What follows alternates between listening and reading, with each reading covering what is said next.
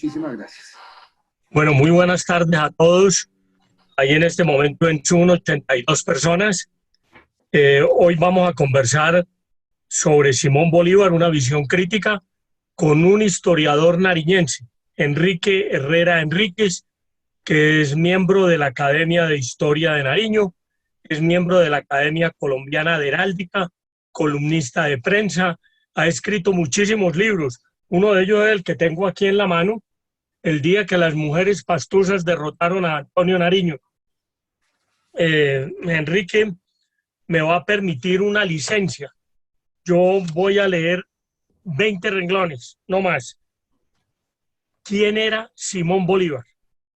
Simón Bolívar Palacio medía unos 61 metros, según consta en la autopsia. Calzaba 35, pesaba 39 kilos. Fue huérfano de padre a los 3 años, de madre a los 9, viudo a los 20 y muerto a los 47. Le rindió la vida a don Simón. Atravesó 4 veces el Atlántico y recorrió 3 veces el río Magdalena. Organizó y dirigió 11 campañas militares y fue jefe en 37 combates. Hay una semblanza que tiene 10 renglones de Daniel Florencio Oleari. Oleri fue su edecán y escribió lo siguiente: Bolívar tenía la frente alta, pero no muy ancha, y surcada de arrugas desde temprana edad, indicio de pensador. Pobladas y bien formadas sus cejas, los ojos negros, vivos y penetrantes, la nariz larga y perfecta. Tuvo en ella un pequeño lobanillo, que es un tumorcito en la nariz, que le preocupó mucho hasta que desapareció en 1820, dejando una señal casi imperceptible. Los pómulos salientes, las mejillas hundidas. Desde que le conocí en 1818, la boca era fea y los labios algo gruesos. La distancia de la nariz a la boca era notable. Los dientes blancos, uniformes y bellísimos, cuidábalos con esmero. Las orejas grandes, pero bien puestas. El pelo negro, fino y crespo. Lo llevaba largo en los años 1818 a 1821, en que empezó a encanecer y desde entonces lo usó corto. Las patillas y los bigotes rubios se los afeitó por primera vez en el Potosí en 1825. Tenía el pecho angosto, el cuerpo delgado, las piernas sobre todo, la piel morena y algo áspera, las manos y los pies pequeños y bien formados. Una mujer los habría envidiado. Su aspecto cuando estaba de buen humor era apacible, pero terrible cuando irritado. El cambio era increíble. Esta pues es una descripción del personaje al cual nos vamos a referir hoy en compañía de Enrique Herrera. Pero uno a un historiador nariñense, pastoso, no puede comenzar a preguntarle sino por qué los pastusos odian a Bolívar. Cuéntenos, a ver, Enrique, por qué los pastusos odian a Simón Bolívar. Primeramente, mi querido Rodrigo, mi querido Carlos, la gente que nos está escuchando, para mí es altamente placentero poderme dirigir para a la gente emitirle una serie de conceptos a objeto de que, de común acuerdo, estando por acá nosotros, podamos tener una visión diferente a cómo Bolívar pues lo hemos conocido. Les cuento que para mí es altamente satisfactorio como pastuso dirigirme desde acá del sur de Colombia, la tierra del volcán Gareras, la tierra que se convierte en la sexta ciudad en América que obtiene escudo propio el día 17 de junio de 1559. ¿Por qué traigo referencia a eso? Para que vámonos dando cuenta de que aquí en Pasto la gente que vino como conquistadores era gente preparada, porque no en vano podían perfectamente tener una audiencia tan directa con España. Acá también, para sorpresa de mucha gente, que siempre directamente piensa y cree que nosotros todo el tiempo estuvimos sumisos a la corona. En 1564, el pastuso don Gonzalo Rodríguez llevó a efecto un movimiento de corte totalmente independiente de España. No lo que pasó el 20 de julio de 1810, que como bien conocemos, leyendo las actas, no fue de independencia como nos han hecho creer. De igual forma, hay un personaje para nosotros bastante importante que fue don Alonso Carrillo. ¿Por qué importante? Porque a partir del día 13 de marzo de 1586 tiene la gran idea de reagrupar las comunidades indígenas. La gente que conoce Pasto sabe que tiene una serie de 21 pequeños poblados que rodean el Valle de Atriz. Pues el que hizo, llegó, los reagrupó y les dio una función social y económica. Por ejemplo, un pueblito, Catambuco, se especializa en el cultivo de las papas. Los uyocos son de Mocondino, la remolacha es de Jamundino, en fin, a cada pequeño poblado le dio esa visión. ¿Por qué traigo referencia a esto? Para que nos demos cuenta de que ya existe una diferencia sobre muchas ciudades y poblaciones de Colombia. ¿En qué aspecto? Se comienza a ver la autonomía en la parte netamente del alimento. Y obviamente no puedo dejar de saludar a nombre del pueblo de Agustín Agualongo, la persona que confrontó con el señor Bolívar. Entrando ya en materia, mi querido Rodrigo, ¿por qué acá se odia a Bolívar? Es por la actitud que él tuvo con la gente de Pasto, cuando desde un principio vino a someternos a sangre y fuego. Pero antes, hay que entender que nuestra gente tenía una experiencia. ¿Cuál es? Vuelvo a repetir. Ese cuentico del 20 de julio de 1810 en Bogotá de la llamada independencia, ese cuentico del 10 de agosto de 1809 en Quito, o el cuentico del 19 de abril de 1810 en Caracas. ¿Por qué digo cuentico? Porque acá en la historia nos enseñaron que dizque era independencia de Fernando VII, al igual que de España. Y uno leyendo la documentación encuentra que es de Napoleón Bonaparte y también de Francia, pero en momento alguno la parte pertinente a España. Por ende, en la situación directamente de Caracas, recordemos, allá la Junta llamó, la de 19 de abril de 1810, Junta Conservadora de los Derechos de don Fernando VII. Entonces, ¿de qué independencia de España hablamos? Nosotros, volviendo acá, teníamos una autonomía por lo que comentamos en forma muy somera. Había el alimento que era la parte fundamental. Teníamos todos los productos de tierra fría a una distancia de una hora, hora y media caminando, si cabe la expresión. Y los de tierra caliente estaban a unas 4 horas, que es en Sandoná, que es en la parte directamente de la olla del Guaitara, o que es lo pertinente al sector de Funes. O sea que no teníamos por qué preocuparnos de la parte fundamental que es el alimento. Entonces, gran parte de la colonia, nosotros pertenecíamos en la parte eclesiástica a Quito. En la parte civil dependíamos directamente de Santa Fe de Bogotá. Es decir, no dependíamos de nadie por la parte de distancias. Entonces, los quiteños, que vuelvo a repetir, el 10 de agosto de 1809, es tal cual como el 20 de julio acá de Caracas, ellos tampoco se independizan de España. Ellos protestan es porque el señor Napoleón Bonaparte había netamente tomado a don Fernando VII preso y impuso al hermano de él, a Pepe I. Los quiteños entonces, ¿qué es lo que ellos quieren? Y el documento es claro, de que nosotros, Pasto, sea totalmente de Quito.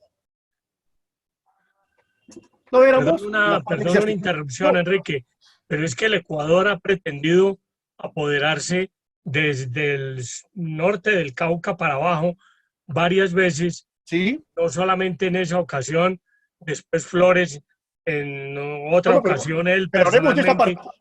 Hablemos de esa parte, Rodrigo. Hablemos de esto, que es la parte fundamental para entender, ¿no? La cuestión. Entonces, ¿qué pasa? La gente se levantó y hay la pelea el 16 de octubre de 1809 en Chapal de Junín. Que la gente que no tiene conocimiento de historia nos dice que es el primer conflicto que hubo de independencia, y no es cierto. Fue entre monarquistas. Los monarquistas quiteños que defendían a Fernando VII y los monarquistas pastusos que también defendían a Fernando VII. Pero acá defendíamos la autonomía. Allá nos derrotamos. Pero hay una fecha que es mucho más directa. El 22 de septiembre de 1811. Cuando a Pasto, óigase bien, llegan dos ejércitos. 5.000 hombres desde Quito y 3.000 hombres desde el Valle del Cauca con don Joaquín de Caicedo y Cuero, que también no es como la historia lo manifiesta, que fue un proceso de la independencia. ¡Mentiras! El señor don Enrique, Joaquín de Caicedo y Cuero, momentico, espera, mi querido Rodrigo, es que son los antecedentes, pero ¿dónde está el problema con Bolívar? para que Porque en entendamos la parte. 1812 Bolívar no aparecía No, todavía pero por eso en es que Pasto. hay que entender cómo a Pasto lo vienen desde un principio atacando los quiteños, los caleños, santafereños y payaneses, ¿no? Nariño mismo. Entonces, cuando viene Bolívar, ya directamente, como se dice, no había nada que hacer. Ya estábamos muy toreados, ya nos habían maltratado, ya habían violado a nuestras mujeres. Entonces, cuando Bolívar aparece por acá, y ya pues conociendo los estragos que él había hecho, la gente obviamente que se prepara y lo derrotamos el famoso 7 de abril de 1822 en la mal llamada también batalla de Bomboná, porque no fue en Bomboná, Cariaco. fue en Cariaco, fue una hondonada que tiene 250 metros de profundidad por 300 metros de cobertura, que ahí se demuestra cómo fue absurda la estrategia que empleó Bolívar, porque aparentemente en los libros queda la impresión de que estamos peleando sobre una parte plana, y no fue así.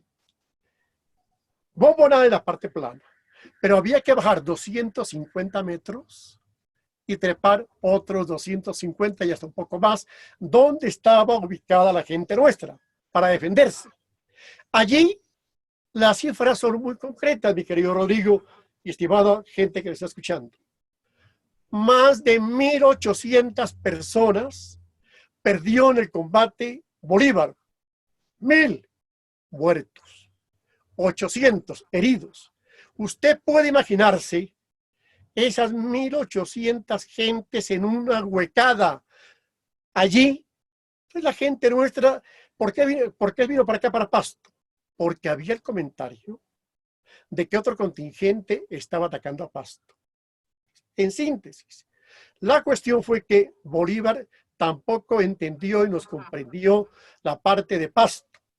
Era que venía directamente a atacarnos y por consiguiente, ¿qué tocaba hacer? Defenderse, mi querido estimado Rodrigo. Y la Sí, gente... pero entonces Bolívar fue heredero de una mala tradición y de unos odios ancestrales viejos, por lo menos de 10 años, 12 años, más que habían los pastusos sufrido las contingencias de la guerra llegadas del norte y del sur, y por lo Perfecto, así tanto es. Bolívar hereda esos odios, no es el que los produce. Y No, además tiene que haber una consideración sobre Bolívar cuando estamos en una guerra, porque no estábamos en una primera comunión y en un tedeum, estábamos en una guerra. Y el tapón para pasar de Santa Fe a Quito eran los pastosos, que no dejaban y que derrotaban militarmente a todo el que tratara de pasar por ahí. Y por lo tanto Bolívar, necesitando pasar de Santa Fe a Quito, pues tenía que utilizar la fuerza de las armas. Y como los pastusos no se reducían, sino que volvían y se levantaban, porque apareció Agualongo y apareció Merchancano y apareció Boves, pues hubo un momento en que Bolívar tuvo que tomar unas medidas militares drásticas para eliminar ese foco de subversión que había ahí, ¿o no? Sí, ¿O pero me por lo equivoco? mismo. Recuerda que él, de principio, estando en Cali, el 6 de enero de 1822, pensaba ir por Bolívar. Uy, se nos dañó la comunicación. Enrique, Enrique, se nos dañó la comunicación. Vanessa, ¿qué podemos hacer? Lo voy a llamar. Como él, lo que pasó, por ejemplo, con los canarios, la parte con los españoles en Caracas, la cuestión de Santa Fe de Bogotá, era una parte netamente militarista que tenía Bolívar y que aquí encontró. Y fue donde más directamente, como se dice, trató de castigarnos con todos los bemoles que pudo haberse presentado. Entonces, obviamente, todo eso, mi querido Rodrigo, nació de que aquí en Pasto no lo querramos. Obvio, como todo, también hay gente que lo defiende, ¿no? Pero un sector directamente que digamos que lo cuestionamos, ¿no? Porque además, esta historia nunca nos la han contado. A raíz de que ahora estamos directamente investigando, es donde nos hemos podido dar cuenta de la serie de situaciones en que vivió. El propio Bolívar lo reconoce. Acabó con las 3/4 de la población de Pasto. Entonces, yo pienso que eso no era para que entonces, hoy en día, pues aquí le montemos monumentos. Por ejemplo, el Parque Bolívar, que aquí decimos que era el antiguo Equídoro, ¿cómo aparece la estatua de Bolívar? Porque en forma indiscutible, Gustavo Rojas Pinilla, cuando fue el presidente dictador en Colombia, se preocupó por Pasto. Nos hizo una gran cantidad de obras. El estadio que hoy es el campo sagrado del Deportivo Pasto, para aquel entonces llamaba la 6 de junio. Aparte del Coliseo Cubierto, que llama Sergio Antonio Ruano, el Teatro del Aire Libre, que llama Agustín Agualongo, avenidas acá, el aeropuerto.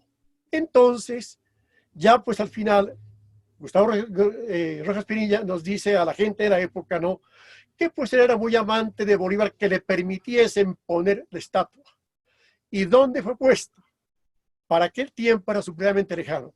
¿Quién les habla? En 1960, en una escuela de aquí de Pasto, hacíamos paseo con avío de día entero al sector que estamos comentando ahora de los ejidos. Era totalmente distante. Además, entre comillas, era la zona roja de Pasto, de los prostíbulos. Bueno, Enrique, pero Allá fue la parte donde se colocó. salgámonos un poco del el tema de Pasto y hablemos del Bolívar militar. ¿Usted no considera, a pesar de lo que haya pasado con Pasto, que Bolívar fue un genio militar? No tanto genio, porque yo en lo que he encontrado, el tipo en varias partes fue un cobarde. En varias partes salía corriendo. Por ejemplo, en la parte de Carabobo, que también hace referencia en Caracas. Él a última hora se fue y dio chance para que entonces en el sector llegue y José Antonio Boves pues aproveche para tomarse Caracas y viene ese Pero esa proceso. fue en la primera batalla de Carabobo, Y no ese, en la segunda que le dio la independencia a Venezuela. exactamente, es que allá hay varios lugares, ¿no? La Puerta, que también tiene como 3 o 4 episodios, ¿no? Sí. Entonces, mira que ahí fue una situación que también tenemos que analizarla. El aspecto, por ejemplo, de Caracas, cuando tiene que sacar la gente, más de 20.000 personas salen de Caracas para Barcelona. Después de que, obviamente, que aquí es importante, el famoso decreto de guerra-muerte, que lo firma en Trujillo, y donde, bien conocemos, ¿no? De principio, ¿quién fue el que propuso? Su vecino, de allá de cerca de San Mateo, con quien en un comienzo tenía problemas, pero luego son amigos y luchan. Y él fue el tipo que directamente propone y decreta la guerra a muerte. Que hay episodios bárbaros donde uno, digamos, a uno de Pasto queda pequeño frente a lo que pasó con Venezuela, frente a los canarios, frente a los españoles, la guerra a muerte. Eso, mi querido Rodrigo, no podemos desconocerlo porque es parte donde está indicando la situación Sí, pero es abiertamente que, de la Enrique, forma como gobierno. la guerra a muerte se hizo en Venezuela, no se hizo en Colombia, porque las condiciones de Venezuela eran unas muy distintas a la de la Nueva Granada. ¿Y qué me dice entonces lo que pasó en diciembre de 1814 en Santa Fe de Bogotá? Donde entra sangre y fuego, donde directamente da 2 días de asueto para que la tropa haga lo que estime conveniente. Lo que pasa que también es una historia que los bogotanos no conocen, pero eso fue trágico, dramático, macabro, la forma como también Bolívar trata a la gente de Santa Fe de Bogotá. O sea que no fue únicamente No, la parte de Venezuela. esa parte no solamente no es desconocida para Bogotá, sino que se la cobran en vida. Cuando Bolívar sale por última vez de Santa Fe de Bogotá, donde le empezaron a gritar longanizo por donde pasaba y se tuvo que desviar por calles no muy frecuentadas para poder salir de la ciudad porque la gente lo estaba esperando para silbarlo y para rechazarlo. Entonces, ese es un recuerdo de lo que había hecho los desmanes que un centralista como Bolívar había cometido cuando comandaba las tropas federalistas de Toma. Entonces, esa sí fue una parte que se la cobraron, pero lo de la guerra a muerte fue una condición específica de Venezuela, no era la situación en la Nueva Granada. Pero tú estás dando razón. Lo de Bogotá es muy disidente. Es que mira, cuando uno se pone a estudiar la historia, en verdad, en la parte de Venezuela fueron sangrientas, de parte y parte, ¿no? No únicamente de parte de Bolívar, de parte de, también de Monteverde, ¿no? Toda esta gente, Paulo Morillo, ¿sí? Pero son situaciones, son condiciones en las que, pues, después todo se borró con la forma como en Avia Rubla van poniendo, van ubicando a un Bolívar únicamente pues como la gloria, pero no como directamente él fue. Él fue un hombre militar, ¿no? Que tuvo sus tremendos errores. Por ejemplo, cuando, di tú, por ejemplo, en el Perú, en Junín, si no es que, que abiertamente se va en contra de la ley, de lo que había dado la orden de que se retiren, Junín se perdía. Y fue una mala estrategia de Bolívar. Entonces, para mí, genio Bolívar en la parte militar tiene bastantes bemoles. Porque uno se da cuenta que casi él en pocas batallas, de las pocas que estuvo abiertamente, como se dice allí, en la de Cariaco Bombonam. Porque en Boyacá tú bien sabes de que él no estuvo directamente que es allí. Él llega a las 2 horas en que ya había terminado el combate. En Boyacá, el personaje fundamental es Santander, y lo reconoce, lo dice el propio José Manuel Restrepo, que como bien conocemos, es un personaje que hasta el propio Bolívar lo criticó. Cuando habla con Pedro de la Croix, le dice, mire, este señor trata todo aspecto de que de a mí ensalzarme, exagera. Y él lo reconoce abiertamente que quien triunfó en Boyacá es Santander, mi querido Rodrigo. A ver, pero como militar, uno de los genios de los hechos geniales de Bolívar es los generales que tuvo. Ahí Pero es estoy de que acuerdo saberse contigo. rodear también es algo de la personalidad de la gente. Y tuvo generales absolutamente espectaculares. Sucre, Córdoba, Santander, Montilla. Bueno, una Santiago serie de Mariño, Santiago Mariño de los primeros, ¿no? Claro. Páez, Páez, Anzótegui. Manuel Carlos Piar. Bueno, Manuel Es, Carlos Piar estaba abierto. Bueno, es otro aspecto, digamos, donde también uno tiene que es que, dice uno, pero ¿cómo es que Bolívar no permitía que nadie brille con luz propia. Todo el mundo tenía que hacerlo bajo la sombra. Y bien conocemos, mi querido Rodrigo, cómo la parte de dictador es lo que a él más le encanta, más le gusta, ¿sí? La presidencia vitalicia que la propone hasta la última hora. Era un hombre que estaba abiertamente en ese campo, en ese espacio, de buscando la forma de que se llene su egolatría. Sí, Pero, Enrique, insisto, pero es que tú tienes que ver a Bolívar como el jefe de un ejército. Y el jefe de un ejército no se puede poner a preguntarle, oiga, ¿le disparamos a aquel o le disparamos a cuál? No, el tipo tiene que dar una orden y en los ejércitos eso es vertical. Las órdenes vienen de arriba abajo y se cumplen porque se cumplen. Entonces, él era el jefe de un ejército. Él no era un abogado litigando, buscando un sistema político. Él era el jefe de un ejército que estaba buscando la libertad de unos países y tenía que dar órdenes y que se las cumplieran, ¿o no? Rodrigo, pero un aspecto, ¿no? Esa no es la imagen que a nosotros nos han dado desde la escuela, el colegio y aún la universidad. Era la parte totalmente diplomática, es el personaje, pues que había que adorarlo, que había que hacerle una cantidad de homenajes. Recordemos cómo, por ejemplo, en las escuelas y colegios, la imagen de Bolívar tocaba que ponerla, aún en las asambleas, en los consejos, ¿no? Nunca nos hablaron, y estaba casi que prohibido, de que entremos a cuestionar el aspecto netamente de un chafarote, cómo actuaba Bolívar frente a los enemigos. Ahora, recordad de que al fin y al cabo, ¿no? Él, obvio, con las gentes que estaban con él, abiertamente les entregaba todo. Pero lo demás había que terminarlo, había que acabarlo. Lo que manifiestan varias personas de la época, eso es triste, es macabro, pero un aspecto que uno dice, pero ¿cómo es que esta cuestión nunca a nosotros nos enseñaron? Fue todo lo contrario, benevolente, el diplomático, el personaje que, mejor dicho, no mataba una mosca. Yo entiendo. ¿Y por qué motivo, por ejemplo, de parte mía cuestiono a Bolívar? Yo no lo cuestiono, por ejemplo, la masacre que se hizo allá en la parte de Ibarra. Era entre guerreristas.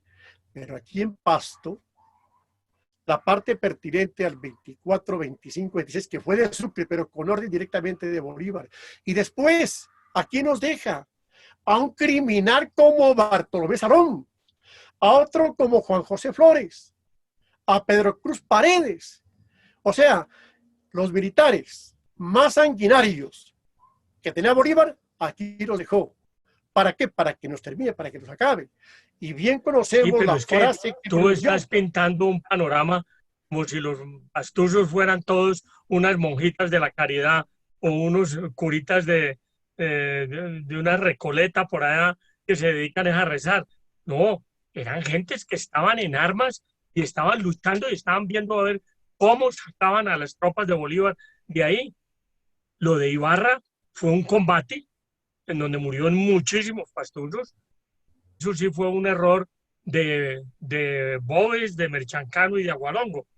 Pero la gente, cuando Bolívar tiene que entrar a la brava Pasto, no es precisamente porque lo estuvieran recibiendo con estampitas y con rosarios, sino que lo estaban recibiendo, era a ver también cómo lo derrotaban o cómo lo sacaban de ahí. Entonces, él mandó a los más aguerridos, a los más guerreros, a los más bravos, a que acabaran el problema. Sí, pero es la parte, insisto, que no nos explicaron. Yo, por ejemplo, he confesado abiertamente, hace 40 años, cuando no tenía conocimiento de lo que hoy conozco sobre el proceso de Bolívar, yo hacía poemas a Bolívar y criticaba a la gente nuestra que por qué motivo no habían seguido al Libertador. Pero hoy en día, cuando uno tiene ya mayor conocimiento al respecto, tengo otra forma de pensar y es donde directamente en mis libros, en mis escritos, yo cuestiono, ante todo porque se metió con la población civil, Porque mira, aquí en Pasto, hasta el día 7 de abril de 1822, toda la gente en todos los sectores sociales marchan al unísono, como se dice. Pero ya, a partir de lo que pasó allá en Bomboná, se nota, se aprecia que hay una traición por parte de los dirigentes, empezando por el famoso Salvador Jiménez de Enciso. Y es que aquí, tú que conoces Pasto, cuando uno va a la parte del centro, es capillas, templos, conventos por todas partes.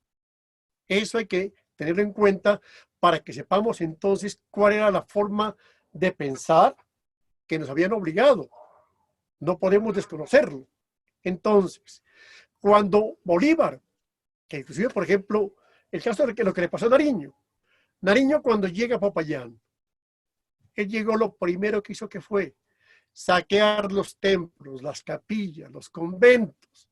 Porque era donde Entonces, estaba el dinero, era donde estaba el claro, oro que podían, pero porque entendamos, necesitaban pagarle a Rodrigo, la tropa y necesitaban Rodrigo, comprar armas y vituallas. sí, pero entendamos, Rodrigo, que eso para una población creyente, bastante religiosa como la gente de Pasto, no era fácilmente entendible y comprensible. Lo que te comentaba, el 22 de septiembre de 1811, las 1.200 libras de oro que había enviado Miguel Tacón desde Popayán estaban escondidas entre un templo y convento. Los quiteños no sabían en qué convento porque habían varios. ¿Qué hacen ellos? Empiezan a destruir lo primero que encuentran de conventos, de templo y, obvio, a violar nuestras mujeres, a matar nuestra gente, hasta que alguien dijo, pare, mire, vayan, busquen. Eso está en el templo, convento de Santo Domingo, que es donde ahora queda Cristo Rey. Es la cuestión que la gente tiene que entender para poder comprender el comportamiento de Pasto. Entonces Bolívar vino acá y ya nosotros no queríamos a nadie. Por ejemplo, ¿qué pasa con el famoso Alejandro Macaulay, que también la historia lo tiene como prócer? Era un Oiga, personaje que Enrique, venía acá, ahora que menciona Macaulay, ¿por qué no le contamos a la gente cómo está enterrado Macaulay? pero antes veamos por qué, ¿no? El señor Sí. llega a Popayán porque en Maracaibo había conocido a doña Claudina Montes, la hija Sí, de don no, pero Toribio. no nos desviemos de la historia de Bolívar. Es que tú Contemos preguntaste. muy Entonces, rápidamente cómo está enterrado Macaulay porque es una anécdota muy simpática. Enrique, bueno, mientras Enrique vuelve y se nos hay una interrupción ahí de internet, les cuento. Macaulay, lo que estaba contando Enrique, se vino el suegro bajó del barco en Maracaibo, se fue a pie hasta Popayán, lo que hacen hoy los venezolanos con mucha frecuencia, y le ganó una batalla, perdió una batalla con los pastusos, firmó un armisticio, no lo cumplió, los pastusos volvieron y la capturaron y lo fusilaron. ¿Qué hicieron con Macaulay? Llegó el momento en que Macaulay dijeron, bueno, ¿y este señor es católico o es protestante? No, es que unos decían, no, es católico porque lo vimos ir a misa y lo vimos rezar el rosario y no sé qué. Otros decían, no, ese debe ser protestante porque viene de los Estados Unidos. Entonces resolvieron salomónicamente para poderlo enterrar, que lo enterraban en una iglesia, pero con la mitad del cuerpo hacia adentro de la iglesia por si era católico y la otra mitad del cuerpo hacia afuera de la iglesia por si era protestante. Esa pues es parte de las lógicas que tienen las gentes de Nariño en su parte de consideración religiosa. Se nos fue Enrique Herrera. Mientras tanto, estamos hablando de la parte del Bolívar militar.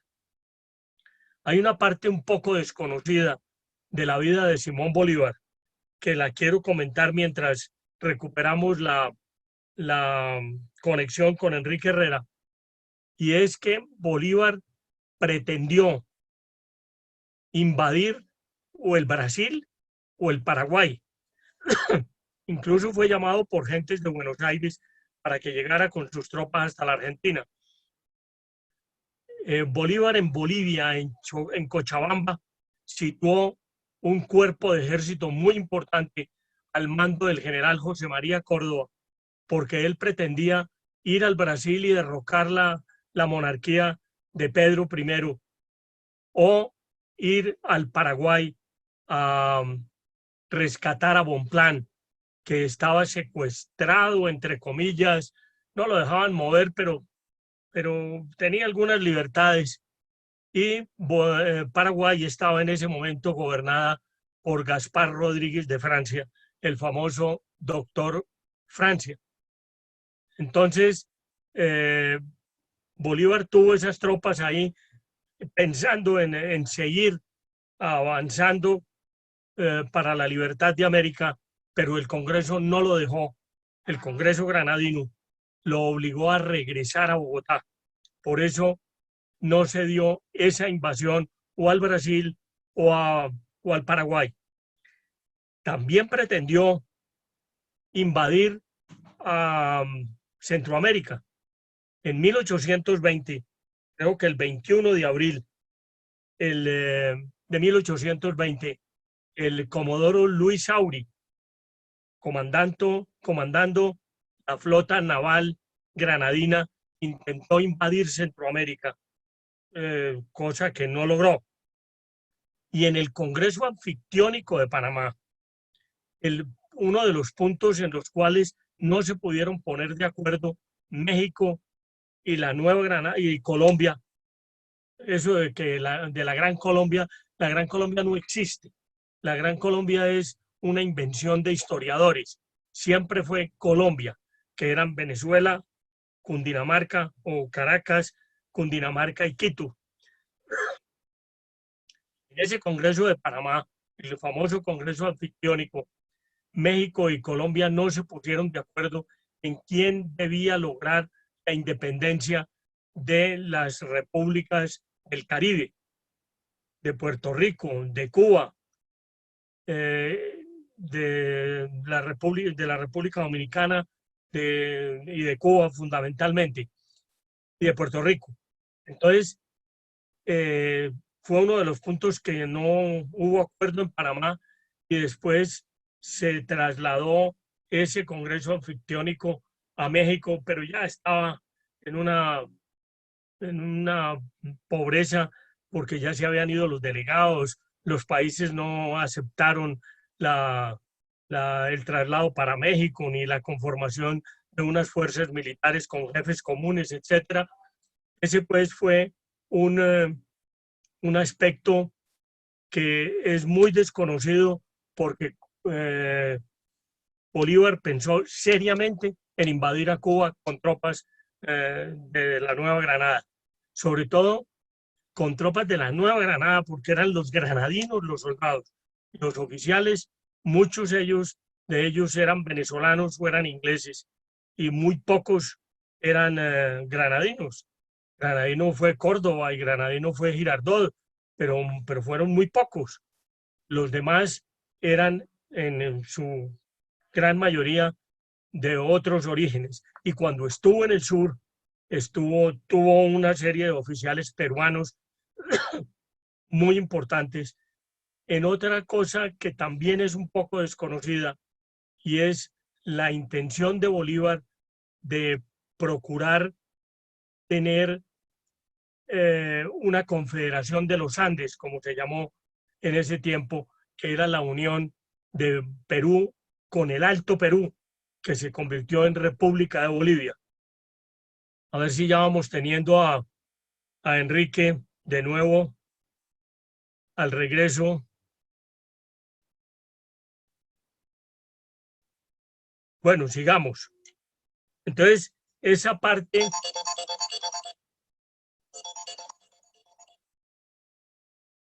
Hola, Enrique. ¿Qué hubo? ¿Estás desconectado?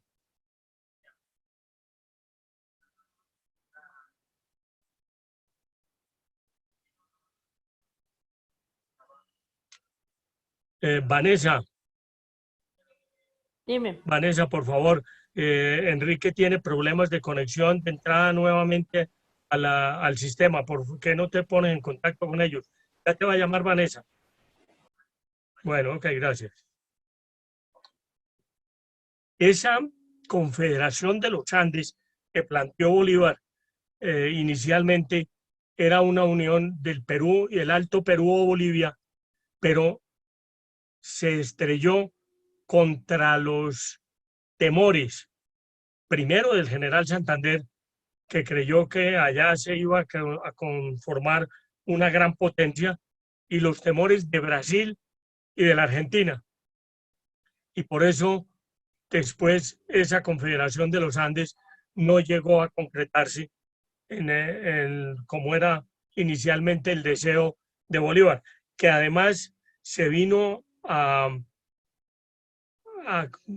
mentalizar en la independencia de Bolivia después de la Revolución de Charcas, en donde ese Alto Perú se independizó del Perú y hizo conformar una sola república, y Sucre, que ya estaba allá, entonces le calentó la oreja a un timón llamándolo Bolivia o Bolívar, como inicialmente se llamó, para que el ego de Bolívar permitiera la creación de esa república. Entonces, esa es una parte que también tiene una gran consideración el don Simón Bolívar, y que hay que tenerlo dentro de su grandeza, porque Bolívar fue un tipo visionario, definitivamente un visionario, que miró mucho más allá de lo que en ese momento todos esos caciques medianos y pequeños que tenía a su alrededor, civiles y militares, podían lograr como configuración de un gran Estado americano, lo que después ya fue la OEA, pero repartida en un montón, de pedazos, que no nos ha permitido ser una gran nación. En esto, y mientras Enrique se conecta, voy a contar una anécdota. Ustedes nunca han visto un cuadro de Bolívar con un perro. Nunca. Yo tampoco lo he visto. Y esta es una anécdota que se la quiero dedicar a mis amigos animalistas, a Guillermo García Realpe, a Juan Carlos Lozada, a Juan Felipe Namén. Por fin entramos. Que por fin voy a terminar la anécdota y seguimos conversando, Enrique. Resulta que Bolívar tuvo un perro. El perro se llamaba Nevado. Se lo regalaron en Macuchíes, en Venezuela, y se lo dieron de una vez con un indígena que se llamaba Tinjacá. Bolívar aprendió a silbar como Tinjacá para llamar al perro, y siempre el perro y Tinjacá iban detrás del Libertador.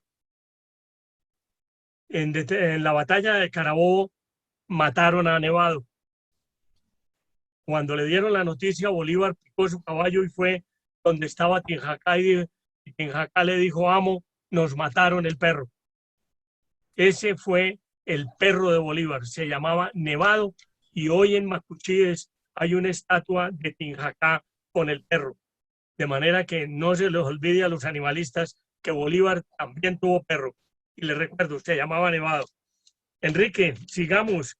Yo estuve hablando de la posibilidad de Bolívar de invadir a Brasil, a Paraguay, inclusive a Centroamérica. Pero pasemos a otra parte de las Pero mira, actuaciones. primeramente, que quede que acá pues se puede la energía, ¿no?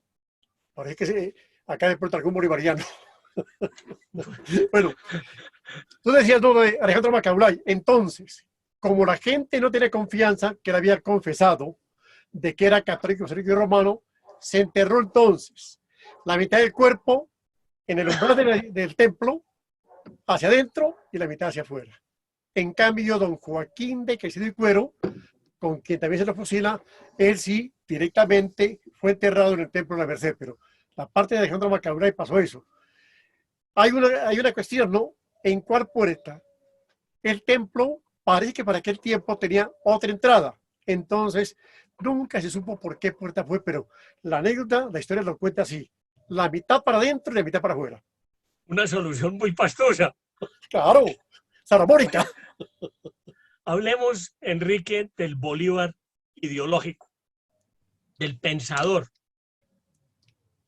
Él tiene una serie de documentos en donde él fija su pensamiento político en el Manifiesto de Cartagena, en la Carta de Jamaica, en el Congreso de Angostura, en el mensaje a la Convención de Ocaña, en fin. ¿Tú cómo analizas a Bolívar en el Manifiesto de Cartagena? ¿Qué deja traslucir Bolívar en ese Manifiesto de Cartagena? Para mí es directamente la parte básica para entender y comprender el comportamiento. Y entendamos que para aquel entonces era un hombre muy joven, 28 años, ¿cierto? Tal vez, ¿no? Pero ahí ya va fijando cuáles tienen que ser las formas directamente de gobernarse. Era totalmente autoritarias, dictatoriales. Él directamente dice que el fracaso que hubo en Venezuela fue casualmente por no haber centralizado el poder, porque cada quien mandaba por aparte. Santiago Marín, aparte directamente de Piera, en fin, ¿no? De Entonces, Manuel Carlos Piar, sí, entonces, ahí de Bermúdez. está fundamentalmente en la Carta de Cartagena, está basado el pensamiento que tiene Bolívar. Y es bastante, digamos, para mí, bastante interesante. ¿Por qué? Porque lo hace muy joven. Pero es lo que traza, es lo que después tú encuentras, son 92 proclamas. Es que definitivamente uno tiene que aceptarlo en eso. Bolívar, para escribir, si era un artista y de pensamientos, pero todo el tiempo era netamente centralista. Lo que tú acabas de comentar antes de que se fuera acá la energía, ¿no? ¿Cómo entender de que se preste a lo que le pide Camilo Torres de que invada Bogotá? Porque Bogotá, con nariz en la cabeza, porque estaba por acá por Pasto, era federalista. Y casualmente, Bolívar, siendo centralista en su forma de actuar, en su forma de pensar, sin embargo, se prestó para que el Congreso de Tunja lo invite para que vaya y se tome Bogotá. Y un aspecto que uno, digamos, uno no puede desconocer. Uno tiene un Bolívar de izquierda, un Bolívar de derecha, un Bolívar de centro. Al fin y al cabo, 92 proclamas, como 2.300 y pico de cartas, ¿no? Y la forma como el tipo, en eso sí es admirable. Caminarse desde Caracas abajo a La Paz. Es todo un kilometraje. Y el tipo Dicen lo que hizo. recorrió 100.000 kilómetros a caballo. Yo no sé si eso era verdad, pero como dicen por ahí, si no es verdad, por lo menos es mucha gracia. Claro, Pero, no. Enrique, dime una cosa. Tú a Bolívar lo ves como un hombre de derecha, según se quiso apropiar Laureano Gómez en ese libro, El delirio de la grandeza, o es un hombre de izquierda, como se pudo haber aparecido en manos de Chávez, o es el conciliador del Congreso admirable. ¿Cómo es la cosa? Bolívar, ¿para ti qué es? Para mí lo encontramos en las diversas facetas. Perfectamente como un hombre de izquierda, como un hombre de derecha, como un hombre de centro. Se presta directamente para cualquier aspecto donde tú lo ubiques, donde tú lo coloques. Eso sí, era un hombre que era de expresión iconoclasta, ¿sí? Sabía ubicarse, pero fundamentalmente era netamente centralista, derechista. Para Bueno, en él, la Carta de Jamaica, ¿cómo lo ves? Jamaica, pues digamos, es muy universal en esa parte, no sé qué haber expresión, ¿sí? Porque hace una serie de anotaciones respecto a México, respecto a la Argentina. ¿Para qué? Y ciertamente, mira, una memoria prodigiosa porque era ya, estaba sin libros y la carta fue escrita en esa forma, ¿no? Pero es una carta bastante extensa, pero que da pie para tocarlo en todos los tópicos, en todos los temas sobre el comportamiento de América. Pero hay un centro de la Carta de Jamaica que es lo que a mí más me llama la atención, en donde él llama a la unión para la lucha por la independencia de América y critica pues la represión española y la forma, inclusive llega a decir que el contrato social que se había firmado, entre comillas, entre los conquistadores y los reyes de España, se quebró cuando España le dio todos los cargos a los peninsulares y no le dio nada a los criollos. Es decir, esa es una carta muy importante. Pero lo digo, ¿no? La unión, pero con él. Así, claro, él era el jefe. No aceptaba a nadie más. Él no tenía dudas en eso. Aquí hay muchos jefes políticos o politiqueros, ¿no?, que tienen esa forma de comportamiento de Bolívar. Todo acepta, pero con ellos de presente. Si no, no hay nada. Y así era Bolívar. Era un hombre que directamente defendiera su pensamiento, su forma de ser y su forma de actuar. No aceptaba a nadie más. Por eso la muerte que hace de Manuel Pierre, ¿cierto? ¿Por qué? Porque, digamos, no le obedecía directamente lo que él quería. O después con Córdoba, la misma cuestión, ¿no? Era un hombre totalmente centralista.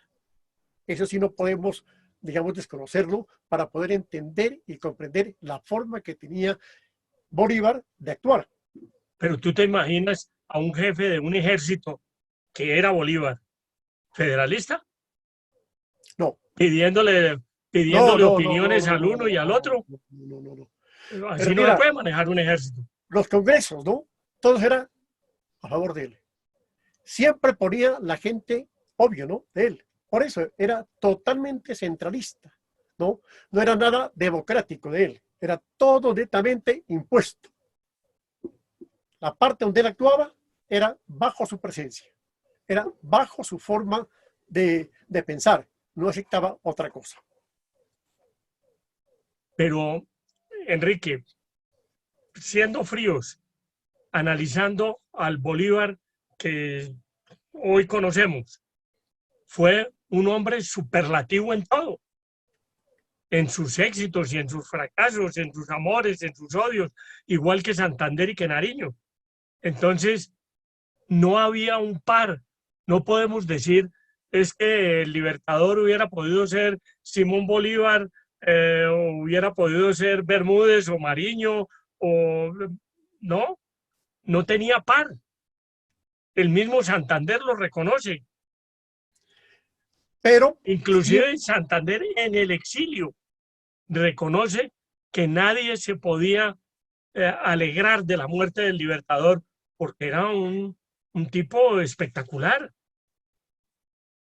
ahora Santander, ¿por qué motivo lo hace? Porque él sabe que como tiene que gobernar acá, hay mucha gente que es amiga, adepta, que todavía recuerda con aprecio, con cariño a Bolívar, y por consiguiente, pues no podía él someterse a una crítica de esa gente. Entonces emite esos conceptos. Pero, por ejemplo, mira, recuerda qué hizo cuando fue para Santa Marta, después del terremoto, donde estaba desapareciendo el cadáver.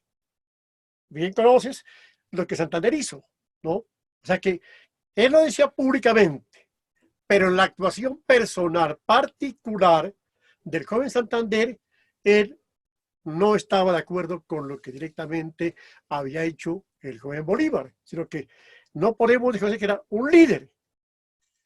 Nos ¿Y está por qué no? avanzando la tarde y yo quisiera que habláramos del Congreso Anfictiónico, primero de Angostura y después no, resumamos, hablemos de Angostura y de la Constitución boliviana.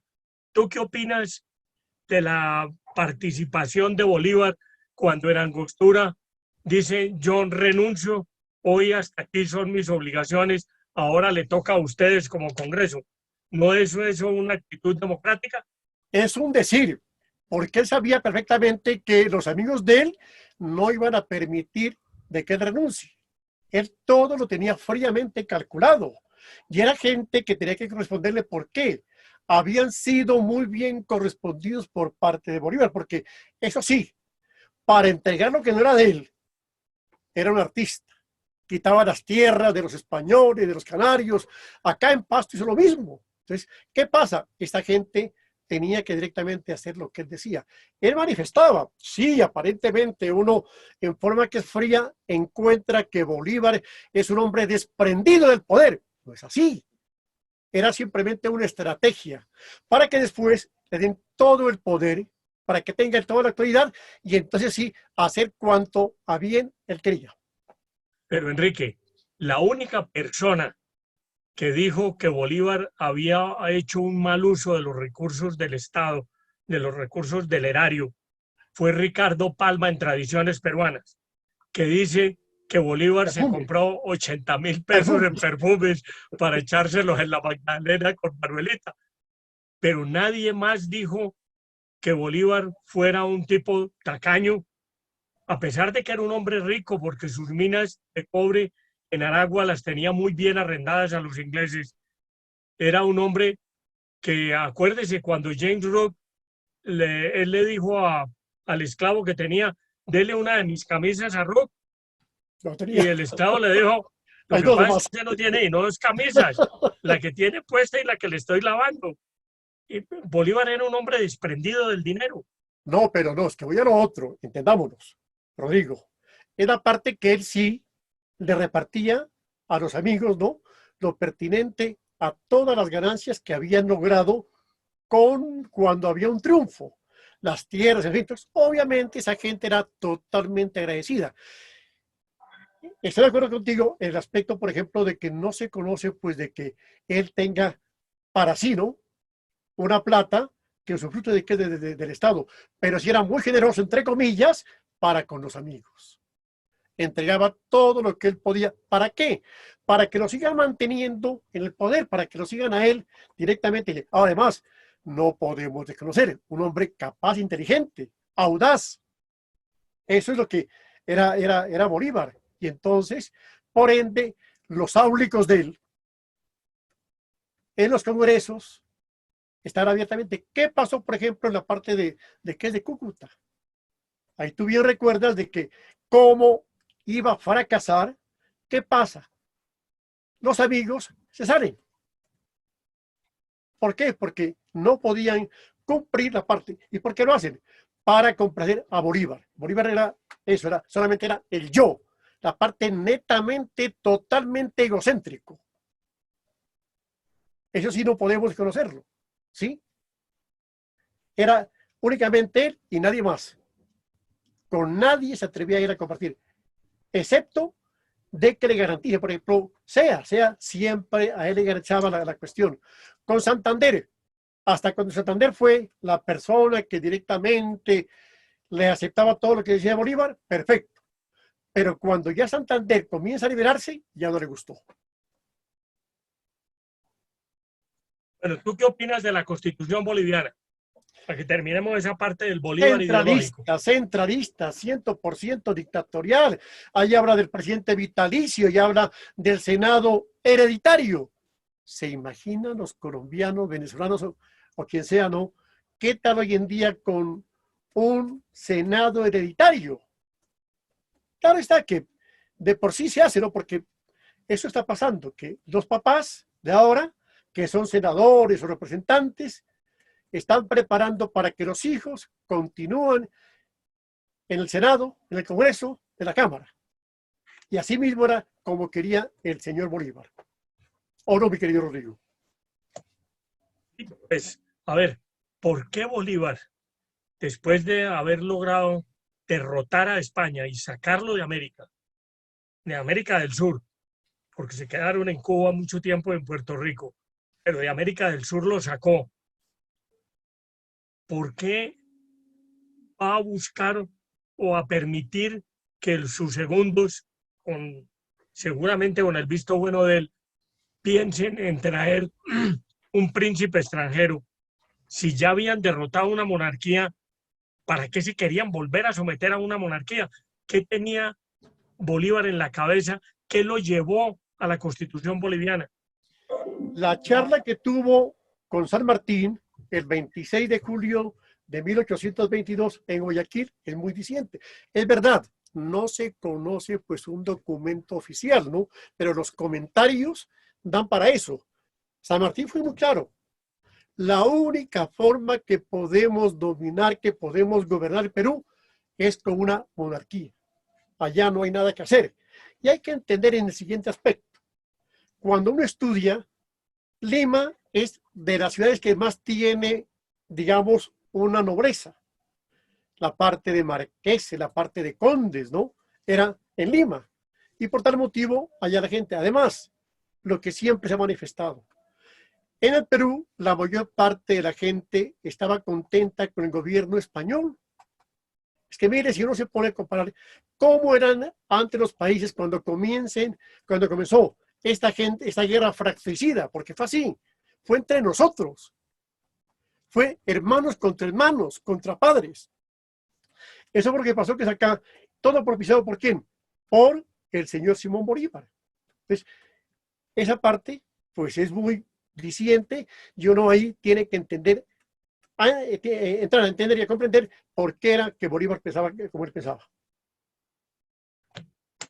Y eso, lo de Bolivia, que fue una cosa que le rechazó el Perú, esa constitución, y que él planteó otra constitución más o menos del mismo corte para el Perú, no se la aceptaron. Después va a dar a la Convención de Ocaña y con su fracaso al decreto orgánico de la dictadura. Y en ese decreto orgánico de la dictadura que él fija hasta el Congreso Admirable, apoyado en los padres de familia de Bogotá, es cuando destituye a Santander y ahí sí es cuando pela el cobre, ¿no? Claro, totalmente de acuerdo, ¿no? Pero entramos otra vez en la misma parte. Es porque Santander no quería ya seguir el cuento de la parte centralista, ¿sí? Y entonces ahí no le gustó a Bolívar. Y por consiguiente hizo lo que pasó. Bueno, mire, hay tres personas que nos están haciendo unas preguntas o dos aclaraciones. El señor Carlos José Uribe nos dice que José Palacio no era esclavo, sino un mayordomo que tenía Bolívar y que era el que le lavaba las camisas. Bueno, y Sharixa Bolívar nos aclara que las minas eran de Aroa porque ya las de Aragua se habían perdido con toda la guerra del 14. Aquí hay una pregunta del señor Germán García Durán. Él dice, y es una pregunta para ti, Enrique, ¿estuvo Santander vinculado directa o indirectamente en el atentado a Simón Bolívar? Todo indica que en forma directa, pero no puesto abiertamente, como se dice que es de frente, ¿no? Porque, pues, por ejemplo, lo de Soacha es Santander quien evita. Ahora, recordemos lo que hasta ahora se conoce.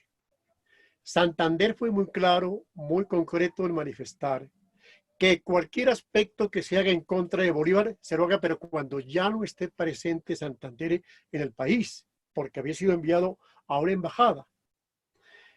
El 25 de septiembre, pues la mayor parte de enemigos son directamente de Santander.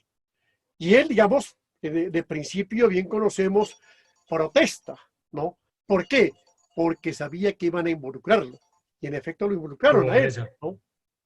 Pero, hay como siempre, el Sí, que llevó del bulto fue ahí estoy pobre viendo las Padilla, preguntas. Ya ¿cierto? las hago a Enrique. Fue Padilla el tipo que llevó del bulto, ¿no? Por la situación que pues siempre se nota en Bolívar, ¿no? Era un hombre racista, un hombre que descendiendo como tenía una ascendencia netamente pues de la bisabuela negra, pero él era poco con los negritos o modelitos, como ellos dicen. Enrique, el señor Santiago Hurtado hace la siguiente pregunta. ¿Qué tan cierto es que un buen grueso del Ejército Libertador lo conformaban mercenarios financiados por la corona británica? Pues, es en verdad, ¿no? Directamente fueron financiados y es acá, por ejemplo, el caso de Daniel Oriari, es de los personajes que entra ahí. el famoso, el que fue enamorado de Mariana Carcerén, la esposa de Sucre. Él también, y uno encuentra que la mayor parte eran netamente gente que venía financiado por parte del dinero inglés. Bueno,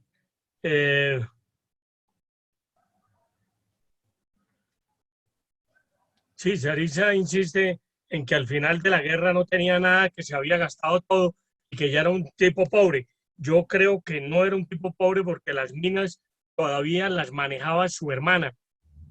Recordemos ese libro de Inés Quintero, que es la presidenta de la Asociación de la Academia Bolivariana de Historia, en donde cuenta cómo el sobrino de Bolívar, el hijo de la criolla principal, fue un sobrino díscolo que tuvo Bolívar y se gastaba el dinero en juego y en cosas que eran del patrimonio de don Simón Bolívar. Sí, Eso, una parte que es muy cierta, mi querido Rodrigo, ¿no? Y la gente que me está escuchando, es que Bolívar, que era un hombre desprendido, sí, pero la cuestión directamente de sus propiedades, pues casi que no se conoce que fueron expropiadas, por ejemplo. Lo que sí hacía él sí, después de un triunfo, de inmediato comenzaba abiertamente a expropiar y a entregarlo a las gentes de él. Aquí en Pasto entregó una serie de tierras directamente a gente que vino con él, ¿sí? Y tierras que eran bastante productivas, por lo que estábamos comentando desde un principio que de parte mía manifestaba, ¿no? Esta tierra de acá, el Valle de Atriz, es muy pródigo en la parte de producción. Y entonces eran tierras altamente pues, productivas, las que entregó Bolívar. Entonces, no se conoce, yo no conozco, no sé si de parte tuya, que Rodrigo, conozcas, donde exista un documento que se les expropiaba las propiedades a Bolívar. oh, no, eso no lo conozco. Por eso, ¿sí? Entonces, seguramente los herederos, luego, allá en Venezuela, seguramente, digamos, con documento en mano, reclamaron y fueron propietarios de lo que Bolívar, digamos, usufructuó en vida. Aquí tengo una pregunta, Enrique, que quiero que seamos muy precisos porque nos va corriendo el tiempo. Eh, la primera pregunta, ¿Bolívar le incumplió a Petión con la libertad de los esclavos? En parte sí y en parte no, pero digamos desde un principio él, cuando tú sabes, llega a, a tierras en Venezuela, sí dio libertad, ¿no? Pero yo pienso que no le cumplió mucho por cuanto, pues allá en Venezuela, casualmente los negros esclavos era gente que estaba en contra de él, era la gente que manejaba boves. De acá, acá en Colombia no se conoce, por ejemplo, que directamente el tipo diera libertad a esclavos. Bueno, otra pregunta, ¿Bolívar es el padre del conservatismo? Pues por la forma centralista, por la forma directamente derechista, ¿no? Donde únicamente todo estaba alrededor de la parte de él, pues en efecto, ¿no? El conservatismo es la autoridad, ¿sí? Y pues la mayor parte de los grandes estrategias del Partido Conservador siempre han reconocido en Simón Bolívar al personaje que directamente fue quien los orientó. Ahí sí yo discrepo contigo, porque yo no Sí, a creo ver, ni que Bolívar sea el padre del conservatismo, ni que Santander sea el padre del liberalismo. Los partidos se conformaron y posteriormente, posterior, 20 años después de que se murió Bolívar y 10 años después de que se murió Santander. la De parte manera filosófica, que, la parte filosófica. sí, correcto. Ahí sí, es la parte filosófica, digamos, ¿no? Pero lo que Que hablábamos ahora de Bolívar, si tú coges lo que escribió para el Congreso de Panamá, se ve que es un hombre de izquierda. te dije, encontramos de izquierda, encontramos de derecha, encontramos de centro. Por ejemplo, hoy en día circula mucho un decreto que dictó en el Perú, ¿no? en la cual castigaba a los corruptos. Y sí, el tipo tenía esa forma, ¿no?, de actuar. En eso, por ejemplo, uno no puede desconocerlo. Hay un aspecto muy discutido en la vida de Bolívar, que es el diario de Bucaramanga, Pero era Croa. de Luis Perú de la Croa, donde hay una serie de conceptos de Bolívar que inclusive dejan muy mal parados a los oficiales granadinos En todo, en en todo, todo. sobre todo en las campañas en la guerra, en la campaña admirable. ¿Tú qué opinas del diario de Bucaramanga? Pues empezando porque, por ejemplo, era lo que él le comentaba a un personaje muy querido, muy apreciado por él. La historia dice que de pronto Bolívar no se percató, no, Bolívar era un hombre muy inteligente, el tipo sabía de que Perú de la Cura le sacaba, digamos, el comentario y de inmediato él lo transformaba, ¿no? Di tú, por ejemplo, esa parte cuando él desmiente el aspecto de que de Ricardo en San Mateo en Átomos Volando, que eso fue que se lo inventó él, ¿no? Y se lo contó a Perú de la Croa. La parte que cuenta, por ejemplo, acá en lo pertinente a Pasto, ¿no?, que estaba mirando muy mal la batalla, el combate de Ibarra, que de pronto se tomó sus licores, sus vinos, y de inmediato en tipo ya se transformó. Y en todo. Él, por ejemplo, la forma como a Salvador Jiménez de Enciso, date cuenta que en los documentos oficiales, Bolívar le hace un reconocimiento, pero con Perú de la Croa lo deja pues como lo que fue, un criminal. ¿Por qué? Porque Salvador Jiménez de Enciso, siendo obispo de Paz, español él, cuando viene Bolívar, a la gente le dice que había que por completo combatirlo. Una frase dice todo lo que pensaba el señor Salvador Jiménez de Enciso. ¿Qué decía él? La persona que muere en guerra defendiendo la santa religión católica y el rey va con derechura al cielo. Lo que Esa dicen hoy frase, los musulmanes. no, pues los talibanes nos quedan pequeños a los pastuzos. Pastuso netamente católico creyente, ¿no? Y le dicen esa frase, que no tiene que pasar por el purgatorio, va directamente al cielo, pues ya podemos imaginar, por eso la valentía nuestra, ¿no? Y después le manda a decir, cuando ya se viene la capitulación de Marruecos, el 6 de junio de 1822, que cómo quiere recibirlo. Y Bolívar le manda a decir que tienen que recibirlo como un emperador romano, recordando él seguramente cómo fue recibido el 6 de agosto de 1814 en Caracas, ¿no?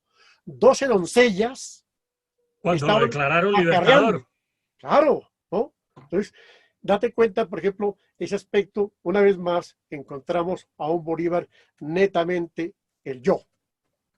Bueno, Enrique, muchísimas gracias por esta exposición que nos has hecho en esta tarde. Queremos agradecerle a todas las personas que han estado con nosotros. El próximo domingo, el próximo sábado a las 4 de la tarde, vamos a estar con Víctor Paz Otero, distinguidísimo historiador de Popayán, radicado allá. Ha escrito muchísimo sobre el Libertador. Es una persona que lo conoce mucho, lo admira profundamente, y con él vamos a tener otra tarde de historia el próximo sábado. Antes de darle la palabra a nuestro presidente de la Fundación Festival Internacional de Historia para que cierre este conversatorio, les quiero contar una anécdota. Me van a perdonar las damas. Cuando la estatua de Tenerani se colocó en la Plaza de Bolívar, se puso mirando al norte, a donde hoy está el Palacio de Justicia. Ahí había la casa de un general de las guerras de apellido Gutiérrez Nieto. Pues un día la estatua de Tenerani la voltearon y la pusieron a mirar hacia el sur, hacia el Capitolio Nacional. Entonces, en ese tiempo, Clímaco Soto Borda, que era un burletas miedoso y tenía un periódico, se puso a burlarse del giro de la estatua y del general Gutiérrez Nieto, y le escribió un poema en su periódico que decía: Bolívar con disimulo y sin faltarle al respeto, le volteó tranquilo el culo al indio Gutiérrez Nieto. El general Gutiérrez Nieto, enfurecido, sacó su espada y se fue a buscar a Clímaco Soto Borda. Lo encontró tomando en una café de la calle Real. Soto Borda era una copa bravísima. Y cuando Soto Borda lo vio tan bravo y con espada en mano, le dijo: tranquilo, general, yo dentro de 8 días le cambio la estrofa, el periódico sale el jueves. Entonces Gutiérrez Nieto pues se fue esperando a ver qué era lo que iba a decir Soto Borda el siguiente jueves. Madrugó ese día y compró el periódico y se encontró con que Soto Borda le había sacado una nueva estrofa y decía: Bolívar con disipeto y sin faltarle al remulo, le volteó tranquilo el Nieto al indio Gutiérrez Culo.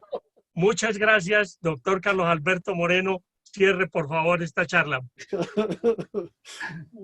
Muchas gracias, Rodrigo. Excelente, excelente anécdota.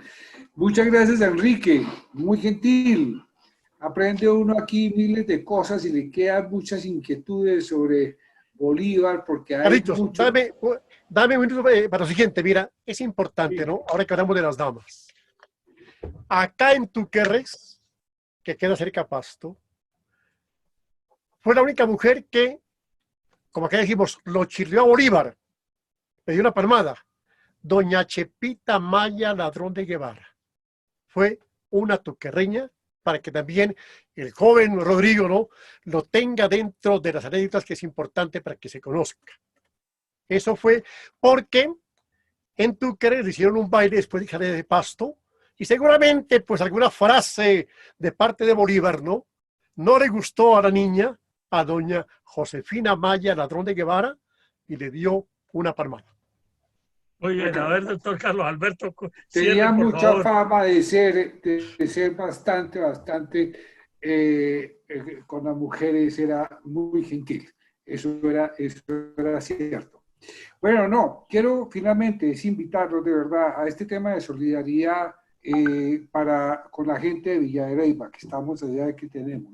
Quiero recordar, vuelvo a pedir el favor de que escriban en el chat el número de la cuenta corriente. Es 4732-6999-4033, NIT 901-051-570-3, para que de verdad podamos ayudar con unos mercados a la gente de Villa de Leyva que está en este momento allá sin trabajo. De nuevo, Enrique, muchísimas gracias, muy gentil de habernos acompañado. Esto ha sido una maravilla y, como digo, un aprendizaje constante que nunca terminaremos. Muy, muy, muy gentil. Y un abrazo virtual para todos. Muchas gracias. Gracias.